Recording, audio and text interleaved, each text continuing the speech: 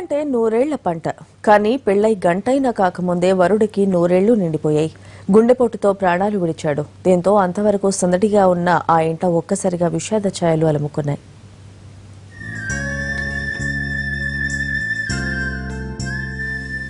కడప జిల్లా రాజుపాలెం మండలం కొర్రపాడుకు చెందిన 24 ఏళ్ల రామచంద్రారెడ్డికి అదే జిల్లాకు చెందిన యువతితో పెళ్లి కుదిరింది. కడప నగరంలోని ఓ కళ్యాణ మండపంలో వివాహం జరిపించారు పెద్దలు. అనంతరం వరుడి స్వగ్రామానికి నవదంపతుల్ని తీసుకొచ్చారు కుటుంబ సభ్యులు. దేవుడి ఆశీస్సుల కోసం ఇంట్లోని పూజా మందిరంలోకి తీసుకెళ్లారు.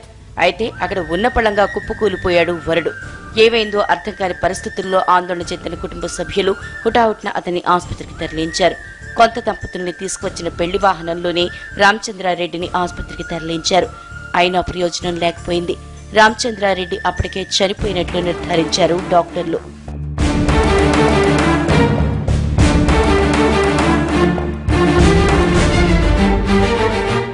పెళ్లై గంటైనా గడవకముందే వరుడు చనిపోవడంతో కొర్రపాటులో విషాద ఛాయలు అలుముకున్నాయి. మరోవైపు భర్తను కోల్పోయిన వధువును ఓదార్చడం ఎవరితరం కావటం లేదు.